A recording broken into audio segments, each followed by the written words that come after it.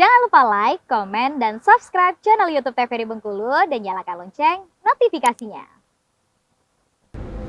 Balik lagi di Opini Obrolan Pagi ini, pemirsa, masih dengan tema yang sama ya ini inovasi dengan dongeng bersama dengan Pak Masri. Oke Pak Masri, kita lanjutin lagi ya Pak ya. Siap. Oke. Nah Pak, mungkin para pemirsa, aku juga penasaran nih, gimana sih Pak didongengin dengan Pak Masri ini? Mau mendengar sedikit nih dongengan dari Pak Masri. Ya, baik. Assalamualaikum warahmatullahi wabarakatuh. Waalaikumsalam.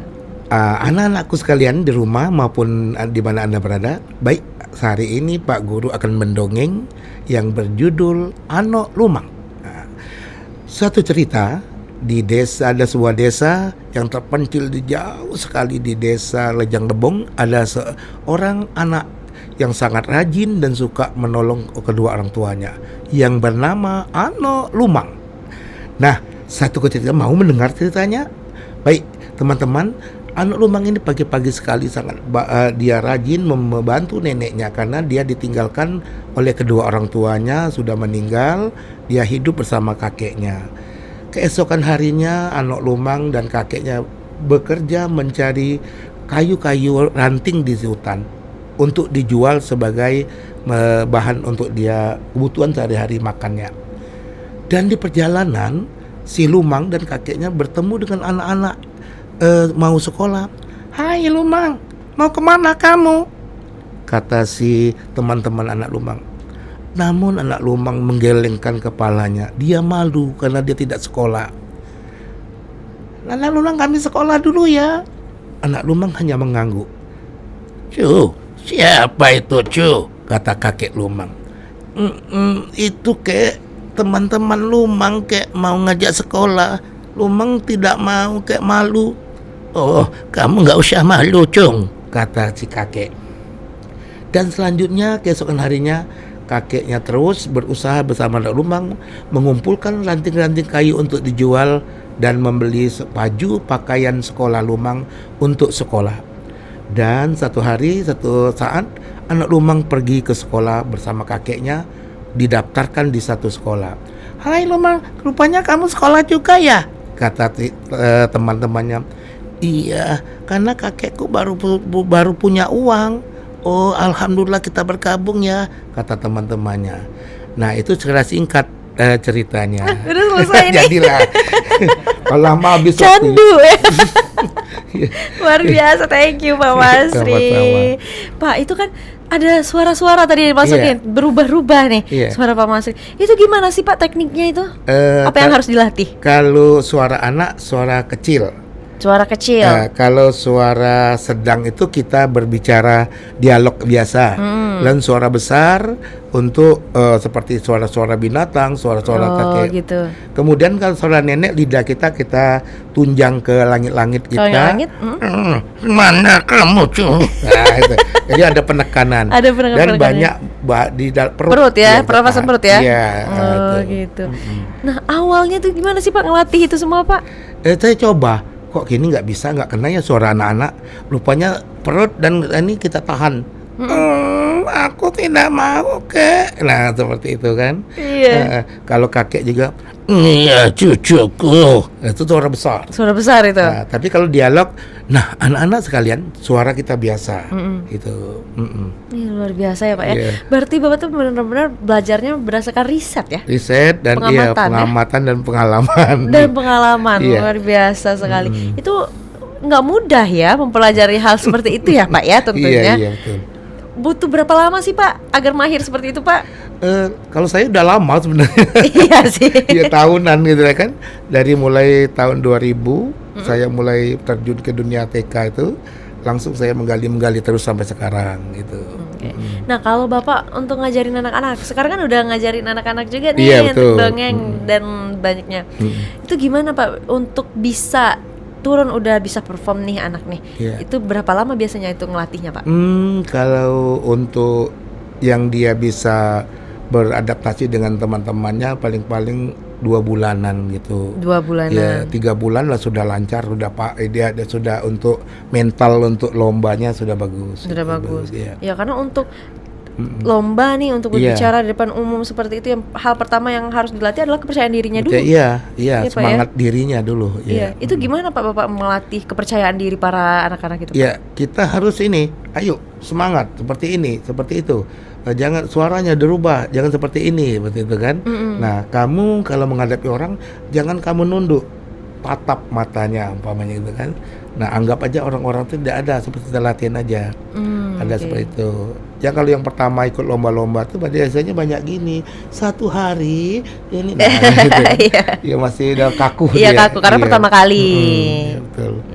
Nah, cara Pak Masri nih untuk membangkitkannya itu untuk terus menyemangati dengan cara Iya. terus menyemangati seperti itu, Pak. Betul. Tapi ada nggak sih Pak? Biasanya anak-anak ini kan berbeda-beda karakternya nih, Betul, Pak. iya. Ada yang udah disemangati tapi masih aja Iya, nih belum betul. tuh. Ada nggak Pak yang kayak gitu, Pak? Banyak seperti itu. Banyak kayak Iya, gitu. Apa tapi yang dilakukan, dengan Pak? ini kita motivasi terus. Kamu mau juara apa enggak? Nah, itu Oh, kan. gitu. Kalau mau juara gini, rubah gini. Iya. Ayo rubah lagi suaranya. Nah, seperti kita nyebut ya Allah, seperti itu berdoa itu kamu jangan ya Allah seperti itu. Jadi kita tunjukkan tegas kita ke atas itu kan. Iya. Udah tuh wah, rasa takut itu. Jadi kita ekspresi tubuh itu kita ini kan ekspresinya, udah tuh penjiwaannya tuh kan. Iya, Dia benar. udah tuh body language-nya, Body body language-nya, badannya ya. seperti itu. Jadi kita semuanya kita ini ayo dongeng itu juga kita tidak boleh lari ke situ, lari ke sini. Oh, jadi Iya, harus ada tekniknya. Di Gimana, panggung, di Pak? atas panggung boleh paling sedikit kita 3 langkah. Ke 3 kanan langkah. 3 Oh, langkah, oke. ke kiri 3 langkah, ke depan 2 atau 3 juga, seperti itu. Jadi itu namanya metode menguasai panggung. metode Iya. menguasai panggung. Oh, jadi nggak asal aja ya, Pak ya. Iya, nggak lari ke situ, lari Iya, ke sini, enggak. Iya. jadi saking ke semangatnya, saking aktifnya biasanya kan Iya. lari-lari nih untuk yang Iya, belum tahu tekniknya ha-ha. nih. Oh, ternyata itu masuk penilaian juga, Pak ya? Iya, betul. Oke. Seperti kita berbicara aku umpamanya dengan nenek umpamanya Iya. dua orang anu. Nah, sedangkan kita pelaku sendiri. Nah, Nek, aku mau pamit ya Nek, aku mau main sama teman-teman. Nah, kemudian kita di situ posisinya. Iya. Jadi kita kembali lagi balik ke situ. Oh, iya. Nah, sebagai ini kan sebagai diri kita, kan sebagai neneknya. Iya, cu, hati-hati kamu ya. Nah, umpama seperti itu. Jadi kita bisa berbalik badan itu seperti itu. Bisa bareng gitu, tapi tetap memperhatikan itu tadi langkah tadi ya, Pak ya? Iya, langkah. Kiri tiga Iya. kali paling jauh ya 3 langkah, kanan pun sama, Iya. depan juga sama belakangnya. Jangan membelakangi juri. Juri. Nah, Nah, itu. itu yang harus diperhatikan. Nah, sebelum turun lomba nih, mungkin para murid-muridnya Pak Masri ini juga Iya. ada yang nonton nih. Iya. Gimana tuh Pak persiapan-persiapan yang harus dilakukan sebelum turun lomba? Ya, tadi yang sudah saya sampaikan Iya, bahwa yang pertama kita lain dari kita menguasai naskah, Iya. cerita, kemudian kita perhatikan juga apa namanya teknik-teknik kita tadi. Yang kedua kita harus percaya diri dulu, gitu. Percaya diri itu iya, yang utama susah ya, Pak ya, sebenarnya ya? Iya, semangatnya ya. Oke, itu semuanya harus diperhatikan pemirsa. Jadi nggak asal baca cerita gitu aja ya, Enggak, Pak ya. Iya. Jadi kalau ketika dongeng itu naskah nggak dibawa berarti kan, Pak ya? Enggak, iya. Langsung gitu. Lain dengan puisi. Nah, Puisi iya kan benar. puisi kalau dia Karena baca puisi. Iya, baca puisi. Nah, itu dia boleh membuka teks ya. Kalau benar. dongeng tidak. Kita alurnya itu harus kita pahami, kita kuasai dulu. Wah, itu seperti itu.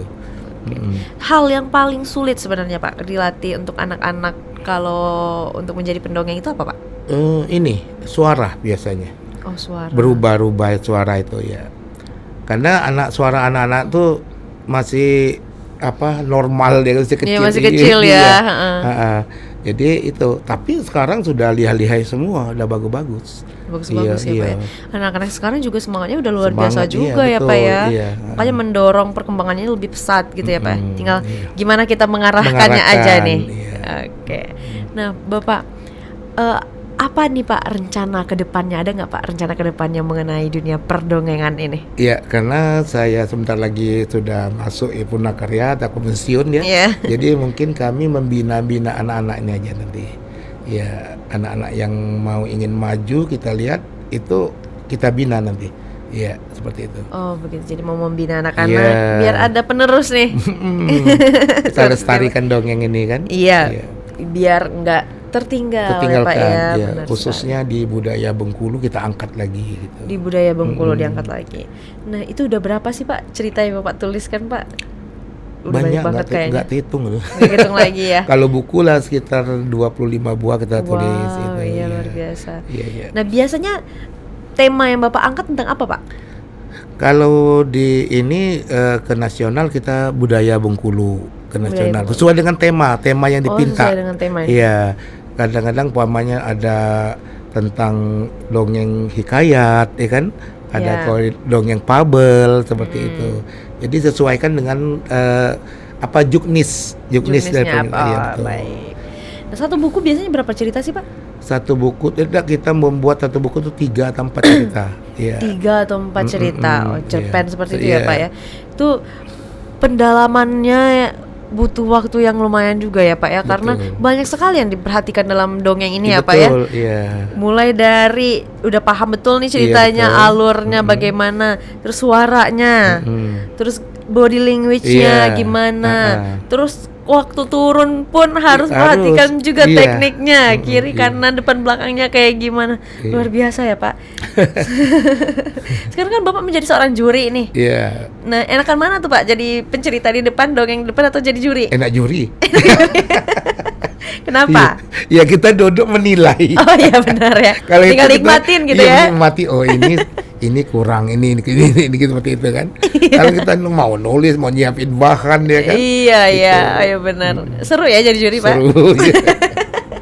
Kadang diprotes orang juga ada. Kenapa diprotes Pak? Ya dia merasa orang tuanya hebat anaknya, tapi kadang kita sesuaikan juknis kan. Iya. Nah yang bagus tapi juknisnya tidak masuk. Temanya tema rakyat, rakyat Bengkulu, ngangkat budaya rakyat Bengkulu. Dia tema fabel umpamanya, binatang apa seperti itu kan. Dia nggak masuk lah. Ya, seperti itu. Benar. Umpamanya silihin anak pantai, contoh yang kami angkat itu kan masuk. Kemudian Anok Lumang gitu kan. Kemudian lepek untuk dari Mak Ija. Gitu. Jadi harus sesuai juga ya Pak, nggak asal nilai gitu ya Pak ya. Oke Bapak, nanti kita lanjutkan lagi ya Pak. Siap. Sekarang kita jeda sebentar. Untuk pemirsa jangan kemana-mana, tetaplah bersama kami di Opini Obrolan Pagi.